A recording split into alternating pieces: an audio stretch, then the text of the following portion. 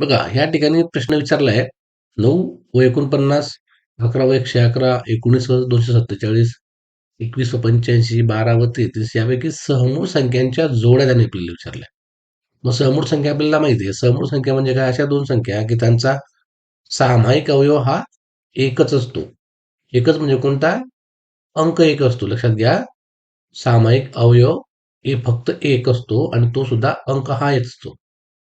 मग आता या ठिकाणी 9 आणि 49 आपण जर पाहिले 9 आणि 49 यांचे जर का आपण फॅक्टर पाहिले तर आपल्याला माहिती आहे 3 गुणिला 3 असे अवयव जे पडतात आणि याचे 7 गुणिला 7 असे अवयव पडतात. त्याच्यामुळे यामध्ये सामायिक अवयव येतच नाही. त्याच्यामुळे ही तुमची सहमूळ संख्यांची जोडी असणार आहे. सामायिक अवयव कोणत्या येतोय बघा या ठिकाणी मी गुणिला 1 म्हणू शकतो, गुणिला 1 म्हणू शकतो. थोडक्यात हा एक जर आपण काढून टाकला तर आपल्याला लक्षात राहण्यासाठी यांच्यामध्ये सामायिक अवयव नसायलाच पाहिजे. मग ज्या ज्या संख्यांच्या जोड्यांमध्ये सामायिक अवयव नसतो अशांना आपण काय म्हणतो? सहमूळ संख्या. ओके. माझा ह्या दोन संख्यांमध्ये सामायिक अवयव नाही म्हणून हे एक होणार. ही सहमूळ संख्या तुमची असणार आहे. दुसरी बघा 11 आणि 111. ही 11 ही मूळ संख्या आहे. 11 आणि 111ला भाग जातोय का बघा? जात नाहीये. याला 3ने भाग जाणार, याला 2ने नाही. त्यामुळे 11चा जर अवयव पाडले आपण तर 11 गुणिला 1 येणार आणि हे जर पाहिले आपण तर 3ने भागतो बघा. 3 त्रिक 9 आणि 3 साते 21. 37 गुणिला 3 असे त्याचे अवयव पडतात. 37 ही मूळ संख्या आहे. म्हणजेच या ठिकाणी सुद्धा या संख्यांमध्ये सुद्धा आपल्याला दोन्ही संख्यांमध्ये कॉमन अवयव सापडत नाहीये. म्हणजे ही सुद्धा तुमची सहमूळ संख्यांची जोडी असेल. तर या ठिकाणी बघा 19 आणि 247 या 247ला जर 19 भाग दिला तर बघा 19 एक 19 एकाने भाग जाईल. उरलेल 5 झालं 57, 19 त्रिक 57 होतात. म्हणजे 13 या ठिकाणी कॉमन. म्हणजे थोडक्यात काय आता 19 गुणिला 1 याचे अवयव असतील 19 आणि 247 चे अवयव काय असणार आहे? 19 गुणिला 13 म्हणजेच तुमचे असणार आहे 247. या ठिकाणी बघा 19 आणि 19 हा सारखा अवयव येतोय. म्हणजेच ही जोडी तुमची समूळ संख्यांची जोडी नसेल. लक्षात घ्या. पुढे बघा 21 आणि 85. 21 आणि 85 7 गुणिला 3 21 होतात आणि 17 गुणिला 5 85 होतात. ओके. तर बघा याच्यामध्ये दोघींमध्ये सामायिक अवयव दिसतोय का आपल्याला? नाही. सामायिक अवयव नाही. त्यामुळे ही जोडी जी आहे संख्यांची ती समूह संख्यांची जोडी असेल. 12 आणि 33 बघा 4 गुणिला 3 बरोबर 12 आणि 3 गुणिला 11 बरोबर 12. या ठिकाणी बघा दोन्हीमध्ये 3 हा सामायिक अवयव येतोय. त्याच्यामुळे 12 व 33 ही तुमची समूळ संख्यांची जोडी नसणार आहे. आता बघा बरं समूळ संख्या किती आल्या?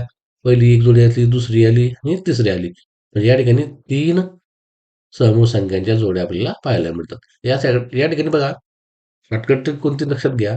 जेव्हा तुम्हाला अशा संख्यांची जोडी दिलेली असते, तेव्हा या जोडीपैकी जर का भाग गेला त्याच संख्येने किंवा दुसऱ्या संख्येने, तर ती जोडी बाद करून टाकायची. या ठिकाणी मी सरळ मूळ संख्या 19 होती. 19ने 247ला भागून पाहिलं, भाग गेला म्हणजे ही जोडी माझी कट झाली. अशा पद्धतीने दिलेल्या संख्यांच्या जोड्यांमधून आपल्याला समूळ संख्या ओळखता येतात. आणि 2 क्रमवार संख्या ज्या असतात त्या नेहमी समूळ असतात. लक्षात घ्या. 2 क्रमवार. उदाहरणार्थ 11, 12 ही समूळ संख्या असेल. 24, 25 या समूळ संख्येची जोडी असेल. 100, 101 ही समूळ संख्येची जोडी असेल. म्हणजे 2 क्रमवार संख्या नेहमी समूळ असतात हे लक्षात असू दे. चला आता पुढचा प्रश्न बघूया. बघा या ठिकाणी एक वर्तुळाकृती बागेमध्ये असणाऱ्या आयताकृती मैदानाची लांबी 56 मीटर आणि रुंदी 42 मीटर आहे. जर मैदानाचे चारही शिरोबिंदू वर्तुळाकृती जागेच्या परिघावर असतील. बरं आयताकृती मैदान जे आहे ते ह्या वर्तुळाकृती जी बाग आहे त्याच्या कडेवर आहे. प्रत्येकाचे चारही शिरोबिंदू. आपण बघा त्या ठिकाणी आयत काढून बघूया.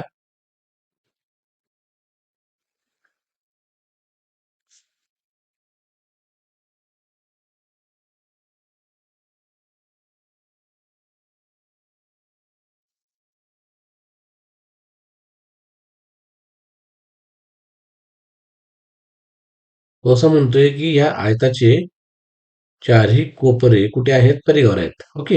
अशा पद्धतीने ते आयताकृती मैदान असणार आहे. मग आता दिलेली कंडिशन बघूया. काय म्हणतोय तो दिलेली कंडिशन मध्ये? त्याचं असं म्हणणं आहे तर मैदान वगळता हे मैदान सोडून दिलं तर उर्वरित जागेचे क्षेत्रफळ म्हणजे हा पोर्शन, हा पोर्शन, हा पोर्शन आणि हा पोर्शन याचा तो क्षेत्रफळ विचारतोय. कसं करता येईल? सोपं आहे. पहिले वर्तुळाचं क्षेत्रफळ आपण पूर्ण वर्तुळाचं क्षेत्रफळ काढून घेऊ आणि मग आयताचं क्षेत्रफळ काढू. या दोघींची वजाबाकी जर केली आपण तर आपल्याला उरलेल्या बागेचं किंवा उरलेल्या जागेचं क्षेत्रफळ काढता येतं. मग वर्तुळाचं क्षेत्रफळ बघूया आता आपण. मला माहिती आहे वर्तुळाचे क्षेत्रफळ काय असतंय? सूत्र हे असतंय पाय आर स्क्वेअर म्हणजे 22/7 गुणिला त्रिज्येचा वर्ग. मग बघा या ठिकाणी 22/7 गुणिला त्रिज्या. आता याचा प्रश्न आला त्रिज्या कुठे दिलेली आहे वर्तुळाची? नाही दिलेली आहे, पण आपल्याला त्रिज्या काढता येते. कशी काढता येणार? बघा, लांबी तुम्हाला दिलेली आहे या ठिकाणी 56 आणि रुंदी किती दिली आहे? 42. म्हणजे आता हा बिंदू आणि हा बिंदू जर का मी जोडला, तिथला हा कोपरा जर जोडला, तर हा काय होतोय? आयताचा कर्ण. आयताचा कर्ण म्हणजे हा काटकोन त्रिकोण आला. मग काटकोन त्रिकोणामध्ये हा कर्ण आपल्याला पायथागोरसच्या नियमाने काढता येतो. आणि तो जर मिळाला आपल्याला, हा जर आपल्याला मिळाला, हा असणार आहे वर्तुळाचा व्यास. बरोबर? व्यासाच्या निम्मे असते त्रिज्या. म्हणून आपण या ठिकाणी हा पहिले व्यास काढूया. मग व्यास काढताना हमाली आपल्याला करायची नाही, लक्षात घ्या. पायथागोरसचा नियम वापरू नका. त्रिकूट लक्षात ठेवा. 3, 4, 5 हे पायथागोरसचं त्रिकूट आहे. याला जर का मी बघा 42-56 याचा लिंक लागते. लक्षात घ्या. याला जर का मी 14 ने गुणलं तर 14 तरी किती होतात? 42. याला जर 14 ने गुणलं तर किती होतात? 56. याला जर 14 ने गुणलं किती होणार? 70.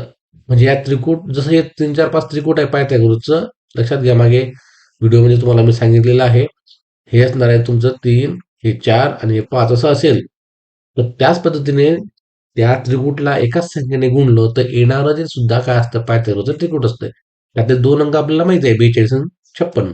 मग राहिलेला कोणता? 70. म्हणजे 70 हा तुमचा या ठिकाणचा हा कर्ण आहे. म्हणजे या वर्तुळाचा व्यास किती आला? 70. वर्तुळाचा व्यास 70 आहे तर त्रिज्या किती येणार? याच्या निम्मे म्हणजे किती येणार? 35. म्हणून या ठिकाणी आपण किंमत घेऊया 35 गुणिला 35. तर सात्या कसा? 7×5 = 35. हे त्रिज्या कशी आली तुमच्या लक्षात आलं ना? पायथागोरसचं त्रिकूट वापरून आपण डायरेक्ट या ठिकाणी उत्तर 70 काढलाय. या ठिकाणी ए बीचा वर्ग ए वर्ग अधिक ए बीचा वर्ग अधिक बीसीचा वर्ग वर एसीचा वर्ग असं कळत बसलो नाही, त्यात वेळ जातो. त्रिकूट लक्षात ठेवा, लक्षात घ्या. हे त्रिकूटाचे पट करायचे ना आपल्याला पटकन तिसरी संख्या किंवा पायथागोरस मधलं तिसरं त्रिकूटातली तिसरी संख्या आपल्याला काढता येते.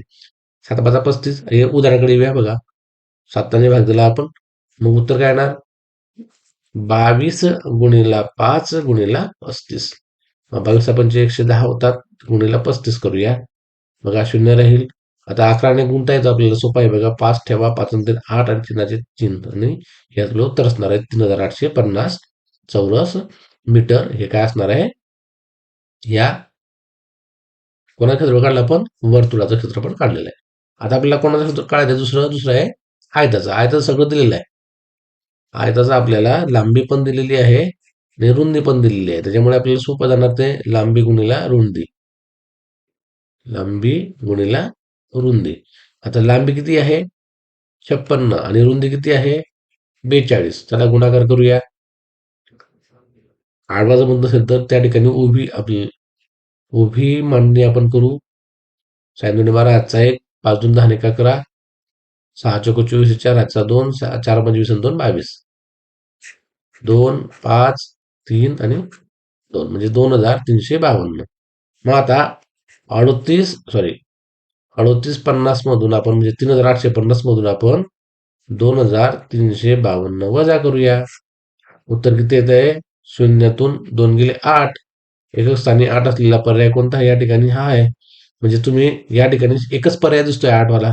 मग पुढचं करेक्शन करत बसू नका, वेळ वाया जातो. सरळ आपण उत्तर 4ला गोल करून पुढे जायचं. पण आपण चेक करून घेऊ या ठिकाणी. हातचा परत देऊया. 10 हातून 1 गेला 9. चा परत 8 हातून 4 गेले 4. हातचा परत जाईल का? नाही जाणार. 3 हातून 2 गेला 1 म्हणजे 1498 या ठिकाणी आपलं उत्तर असणार आहे. पर्याय क्रमांक 4. बघा या ठिकाणी काय प्रश्न विचारतोय बघा तो. 56 वस्तू समान वाटायच्या असतील तर किती प्रकारे वाटता येतील? थोडक्यात आपल्याला या ठिकाणी 56चे विभाजक विचारलेत. काय विचारलेत? विभाजक. मग विभाजक आपल्याला काढता येतात, परंतु सोप्या पद्धतीने कसं करायचं बघा. 56 ला आपल्याला प्रत्येक संख्येने भाग द्यायचा आहे. भाग गेला तर त्याला आपण विभाजक म्हणूया. बघा 56 ला एकाने भाग दिला जातोय. एक लिहूया. किती उत्तर येणार? 56 56 इथं लिहूया. ओके. आता 56 ला 2 ने भाग जातो का ते बघूया. जातोय. लिहून टाकू 2 अंक. उत्तर किती येणार? 2 दुणे 4 आणि एक उरला. झाले 16. 2 8 16 म्हणजे 28 दुणे 56 होतात. 3 ने जातोय का? 6 आणि 5 11 बेरीज 11 येते. 1 आणि 1 2 होतो. त्याच्यामुळे 3 भाग जाणार नाही. जाऊ द्या. 4 जातोय का बघा. 4 1 4 उरला एक 4 चौक 16 हो जातोय. मग 4 लिहूया. 4 1 4 आणि 4 चौक 16 म्हणजे 14 चौक 56 होतात. आता 5 ने जातोय का? नाही. 1 6 6 आहे. 6 ने जर का 3 भाग गेला नाही तर 6 ने जाणार नाही. 7 ने बघा 7 8 56 होतात. 7 आणि इकडे उत्तर येणार 8. 9 ने जाणार नाही. 10 ने पण जात नाही. 11 12 13 14 पर्यंत आलो. 14 आलेला आहे. म्हणजे आता या ठिकाणी या 56 ला या पूर्णांक संख्येने या ठिकाणी भाग जाणार नाही. पूर्ण संख्येने कोणत्या संख्येने भाग जाणार नाही. चला मग आता बघूया या ठिकाणी किती आहेत ते. 1 2 3 4 5 6 7 8 एकूण किती आहेत ते? 8 विभाजक आहेत. म्हणजे आपण 56 वस्तू समान वाटायचे असतील तर 8 प्रकारे वाटू शकू. पर्याय क्रमांक 2 या ठिकाणी उत्तर असणार आहे. प्रश्न बघा काय आहे. सविताचे मासिक वेतन 10,000 रुपये असून ते वेदिकाच्या मासिक वेतनाच्या सव्वापट आहे. कोणाचा सव्वापट आहे? वेदिकाच्या. मग आता वेदिकाचं मासिक वेतन आपण जर का एक्स मानलं बघा. या ठिकाणी वेदिकाचं मासिक वेतन आपण एक्स मानूया. बरोबर. मग सविताचं काय येणार?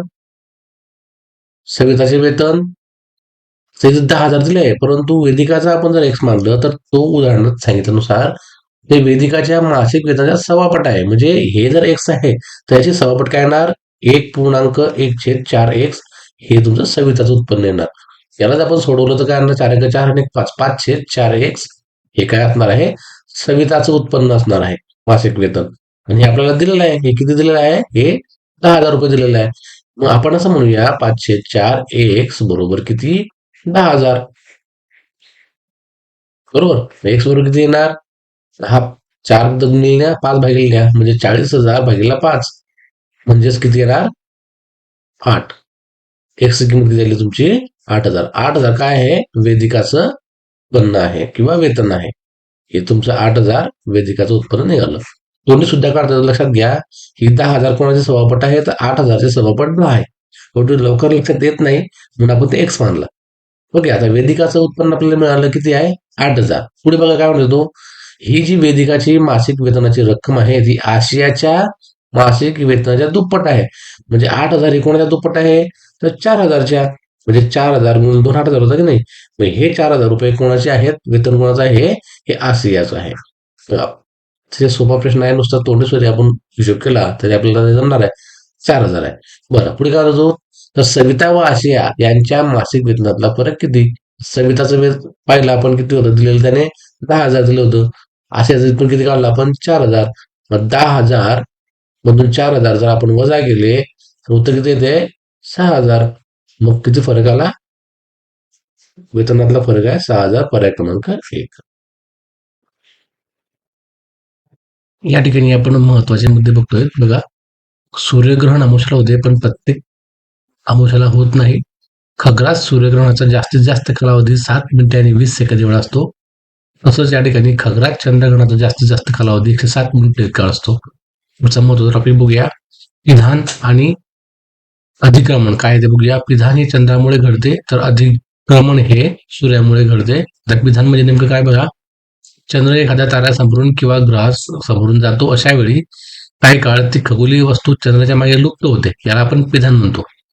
म्हणजेच वास्तविक खग्रास सूर्यग्रहण हे पिधानाचा प्रकार आहे. पुढे बघूया अधिक्रमण. पृथ्वी आणि सूर्य यांच्या रेषेत बुध किंवा शुक्र यापैकी एखादा अंतर्गत आला तर अधिक्रमण होतं. म्हणजेच अधिक्रमण हे जे आहे एक प्रकारे सूर्यग्रहणच आहे. पुढचा बघा महत्वाचे मुद्दे आपण या ठिकाणी घेणार आहोत. लक्षात घ्या. दर 12 तास 25 मिनिटांनी भरती ऊर्जे चक्र पूर्ण होते. म्हणजे तुम्हाला एका भरतीचा ऊर्जेचा कालखंड माहिती पडला असेल. तो आहे 12 तास आणि 25 मिनिटं. बघा भरती ओढीची कक्षा या ठिकाणी सर्वाधिक जगातली जी कक्षा आहे ती फंडीचा समुद्र आहे, फंडीचा उपसागर जो आहे उत्तर अमेरिकेच्या ईशान्येला त्या ठिकाणी आहे. आणि भारतातील सर्वात मोठी भरती ओढीची कक्षा खंभातच्या आखात येथे आहे. ती जवळजवळ 1100 सेंटीमीटर आहे. आणि फंडीची जी आहे भरती ओढीची कक्षा ती जवळजवळ 1600 सेमीपर्यंत असते. पुढचा महत्वाचा मुद्दा बघूया. दोन भरतीच्या काळातील फरक सुमारे 12 तास 15 मिनिटे असतो. आणि जी भरती होते किंवा वाऱ्यामुळे सागरी जल उचलले जाते आणि लाटा तयार होतात. त्या लाटेच्या उंच भागाला शीर्ष म्हणतात आणि खोलगट भागाला द्रोणी म्हणतात. पुढचा महत्वाचा मुद्दा घेऊया. आता आपल्याला सागरी किनारे जर राहत असू तर आपल्याला हे सांगता आलं पाहिजे. ज्या दिवशी तिथी असते तिथीचा तिथीची मदत घेऊन आपण भरती तिची ओळ अंदाजे सांगू शकतो. बघा, तिथीच्या पाऊणपट केले की ती वेळ भरतीची असते. उदाहरणार्थ, आज जर का चतुर्थी असेल तर चतुर्थीची पाऊणपट होते 3. म्हणजेच चतुर्थीचा चौथा दिवस असेल तर त्याच्या पाऊणपट 3 होईल. याचा अर्थ त्या दिवशी दुपारी किंवा सकाळी 3 वाजता भरती असणार आहे असा अंदाज करून आपल्याला भरती ओढीची वेळ निश्चित करता येते. म्हणजे ती तिच्या पाऊणपट जी असेल ती वेळ असते भरतीची किंवा ओटीची. पुढचा मुद्दा बघा. पृथ्वीवरील हवेच्या दाबामुळे वातावरणात वादळ, पर्जन्य यासारख्या अनेक घडामोडी होतात. त्याची प्रमुख कारणे बघा. हवेचा दाब भूपृष्ठावर म्हणजे पृथ्वी पृष्ठावर सर्वत्र सारखा नसतो. हवेचा दाब वेळोवेळी बदलत असतो. प्रदेशाची उंची, हवेचे तापमान आणि बाष्पाचे प्रमाण याचे घटकही हवेच्या दाबावर परिणाम करतात. भूपृष्ठापासून जसं आपण उंच जातो तसतशी हवा विरळ होत जाते आणि परिणामी हवेचा दाब उंचीनुसार कमी होतो. हवेचा दाब उंचीनुसार कमी होतो या ठिकाणी आपल्याला कळालेलं आहे. बघूया आता हवेच्या दाबाचे परिणाम काय करतात ते. वाऱ्याची निर्मिती, वादळी निर्मिती, आरोह पर्जन्य निर्मिती. लक्षात घ्या, हवेच्या दाबामुळे पर्जन्य कोणता तर आरोह पर्जन्य. आणि हवेच्या दाबाचा श्वसन क्रियेवर सुद्धा परिणाम होतो. समदाब रेषा म्हणजे काय बघूया. समान हवेचा दाब असलेली ठिकाणे ज्या रेषेने नकाशावर जोडलेली जातात त्याला आपण समदाब रेषा असं म्हणतो. पुढचा मुद्दा घेऊया. प्रश्न बघूया या ठिकाणी. हवा उंच गेल्यावर विरळ होते. हवेचा दाब मिलीबार या एककात मोजतात. पृथ्वीवर हवेचा दाब असमान आहे. 5 अंश उत्तर आणि 5 अंश दक्षिण अक्षवृत्तादरम्यान विषुववृत्तीय कमी दाबाचा पट्टा आहे. वाऱ्याचा वेग आपण प्रति तास नॉट्स या परिमाणात मोजतो. वाऱ्याचा वेग हा किलोमीटर प्रति तास किंवा नॉट्स या परिमाणात मोजला जातो. पृथ्वीवर जास्त दाबाच्या पट्ट्याकडून कमी दाबाच्या पट्ट्याकडे वर्षभर नियमितपणे वारे वाहतात. हे वारे पृथ्वीचे विस्तीर्ण क्षेत्र व्यापतात. त्यांना ग्रहीय वारे म्हणतात. पूर्वी वारे आणि पश्चिम वारे, ध्रुवी वारे सुद्धा ग्रहीय वारे आहेत. ग्रहीय वाऱ्यांवरचे विधान. जास्त दाबाच्या पट्ट्याकडून कमी दाबाच्या पट्ट्याकडे वाहतात. 1. वर्षभर नियमितपणे वाहतात. 2. हे वारे पृथ्वीचे विस्तीर्ण क्षेत्र व्यापतात. 3. आणि त्यांना ग्रहीय वारे म्हणतात. 4. वरीलपैकी कोणतं विधान योग्य आहे तर सर्व विधान योग्य आहे असा प्रश्न या ठिकाणी बनू शकतो. बघा या ठिकाणी दक्षिण 40 अंश दक्षिण अंशाच्या पलीकडे हे वारे तसे वेगाने वाहतात. त्या भागांना गरजणारे फोर्टी म्हणतात. 50 अंश दक्षिण अक्षाच्या भागात हे वारे वाहतात त्यांना खवळलेले 50 म्हणतात. आणि 60 अंश दक्षिण अक्षाभोवती वारे वादळाच्या वेगाबरोबर प्रचंड आवाजात वाहतात त्यांना किंचाळणारे 16 म्हणतात. बघूया पुढे. विषुववृत्ताच्या उत्तर व दक्षिणेस सुमारे 5 अंश अक्षवृत्तापर्यंत वर्षातील बराच काळ हवा शांत असल्याने तेथे वारे वाहत नाहीत. म्हणून या पट्ट्याला विषुववृत्तीय शांत पट्टा डोल्ड्रम्स असं म्हणतात.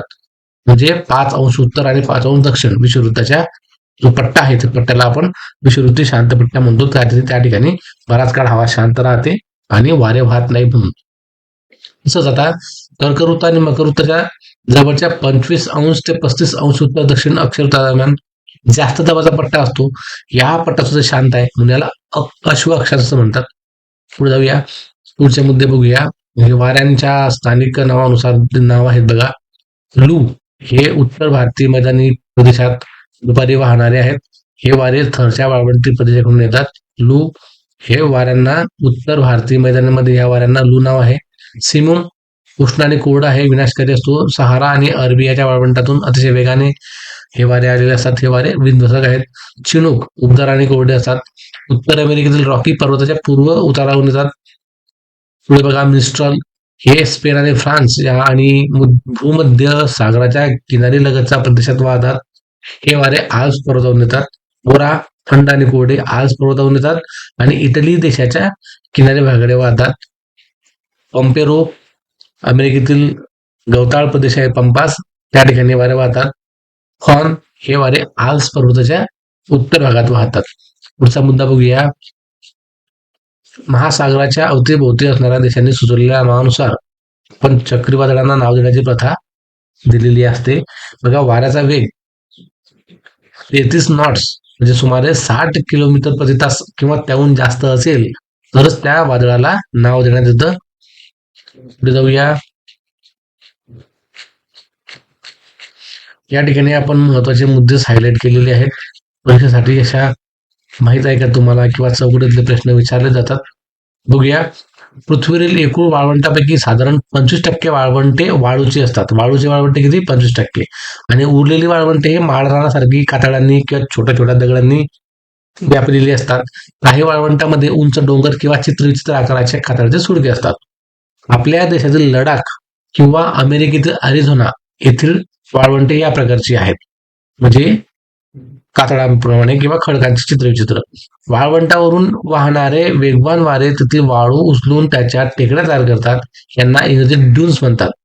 मग काही ड्यून्सची उंची 200 मीटर सुद्धा असते. पुढे बघूया. पुढचा मुद्दा बघा. विघटित झालेल्या जैविक पदार्थास आपण ह्युमस म्हणतो. महाराष्ट्रातील दख्खनच्या पठारावर असलेल्या बेसाल्ट या मूळ खडकाचे विदारण होऊन काळी मृदा तयार होते. याला रेगूर मृदा म्हणतात. बघा, काळी मृदेला नवीन नाव आहे रेगूर मृदा. आणि कुठे आहे? महाराष्ट्राच्या दख्खन पठारावर. आणि कोणत्या खडकापासून? तर बेसॉल्ट या खडकापासून. दक्षिण भारतातील ग्रेनाइट व नीस या मूळ खडकापासून तांबडी मृदा तयार होते. बघा, तांबडी मृदा कोणत्या खडकापासून तयार होते? तर ग्रेनाइट आणि नीस. आणि कुठे आहे? दक्षिण भारतात. पुढचं बघा. सह्याद्रीच्या पश्चिम भागात हवामान दमट आहे. येथे सुद्धा खडक बेसाल्ट आहे, परंतु हवामान दमट असल्यामुळे या खडकाचं अपक्षालन होतं. पण त्या ठिकाणी जांभी मृदा तयार होते. बघा, आता आपण कोणती? रेगूर मृदा पाहिली, नंतर तांबडी मृदा पाहिली आणि जांभी मृदा पाहिली. आता त्याचं ठिकाण आणि मूळ खडक याच्यावर हा प्रश्न म्हणतो. लक्षात ठेवा. बेसाल्ट खडक, दख्खनचं पठार, रेगूर मृदा म्हणजे काळी मृदा. दक्षिण भारतात ग्रेनाइट आणि नीस हा खडक, यापासून तांबडी मृदा. सह्याद्रीच्या पश्चिम भागावर हवामान दमट असल्यामुळे बेसाल्ट खडकापासूनच अपक्षालनाने तयार होणारी मृदा म्हणजे जांभी मृदा. अशा पद्धतीने यावर प्रश्न बनू शकतो. जाऊया. सिंधुदुर्ग जिल्ह्यातील हापूस आंबा प्रसिद्ध आहे. बीड जिल्ह्यात सीताफळ प्रसिद्ध आहे आणि नागपूरची संत्री प्रसिद्ध आहे. बीड जिल्हा सीताफळ लक्षात ठेवा. पुढे जाऊया.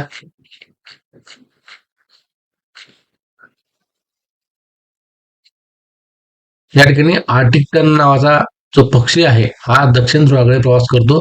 किंवा जेव्हा उत्तर ध्रुवावर थंडी वाढते तेव्हा. आणि तेव्हा हा पक्षी पुन्हा उत्तर ध्रुवाकडे प्रवास करतो. जेव्हा उन्हाळा सुरू होतो उत्तर ध्रुवावर, तेव्हा हा परत तिकडे जाण्यासाठी प्रवास करतो. अन्नाचा शोध घेण्यासाठी त्याला हा प्रवास करावा लागतो. त्याचा वर्षभरातील एकूण प्रवास सुमारे 70,000 किलोमीटर असतो. जगातील बहुतेक ही एकमेव पक्षी प्रजाती